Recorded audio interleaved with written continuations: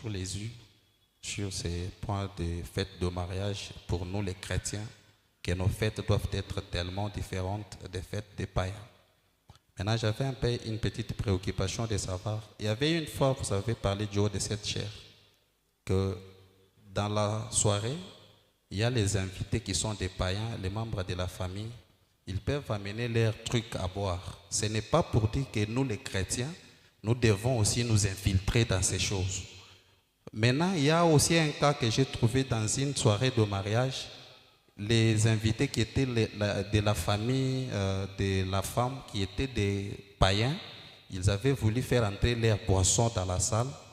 Et les frères qui étaient à la sécurité, ils ont interdit que ceux-là ne puissent pas faire entrer leurs boissons. Maintenant, il y a eu un peu du désordre. Il y avait même question des échanges, des coups. Ils avaient voulu même se tirer dans les habits. Des mauvaises paroles étaient sorties. Mais après cela, j'ai entendu encore beaucoup de choses dans la cité. Beaucoup de gens qui sont des non-croyants du message, c'est comme s'ils commencent à s'abstenir de recevoir les invitations des frères du message, soi-disant, dans vos soirées, il y a trop des interdits. Or, nous savons que les interdits que nous avons dans nos soirées, ça nous concerne, nous, les enfants de la maison. Ça ne concerne pas les païens, que nous, parce que quelqu'un qui fait le mariage, il a des membres de famille qui ne sont pas des croyants. Il a des amis qu'il a invités pour venir le soutenir dans son mariage, qui ne sont pas des croyants du message. Ils peuvent aussi venir, ils savent très bien que nous, les frères du message, nous ne prenons pas la boisson alcoolisée dans nos fêtes. Ils peuvent s'organiser de leur côté, ils payent leurs boissons, ils viennent avec dans cette soirée.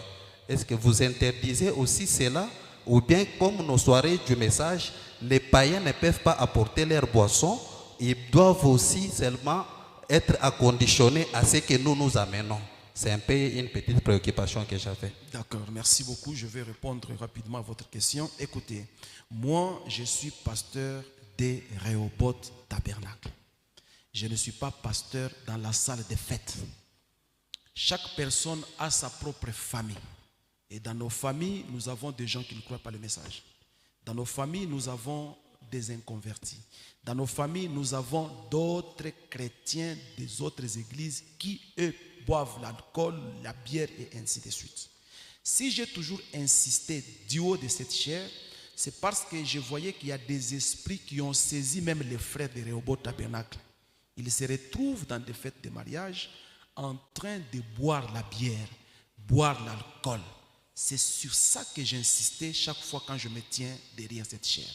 Maintenant, dans l'organisation de la fête de mariage, celui qui est organisateur, il ne doit pas suivre mes interdictions à l'église pour mettre mal à l'aise aux membres de sa famille. Non, je ne suis pas là.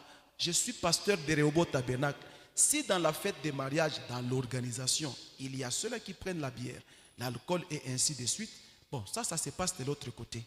Moi, quand j'insiste, c'est pour faire des chrétiens ici. Donc, que les frères de Rehoboth Tabernacle soient chrétiens partout, même dans les fêtes de mariage. Si les païens se comportent bizarrement dans leurs fêtes de mariage, mais nous sommes des chrétiens. Nous avons des interdits de la parole.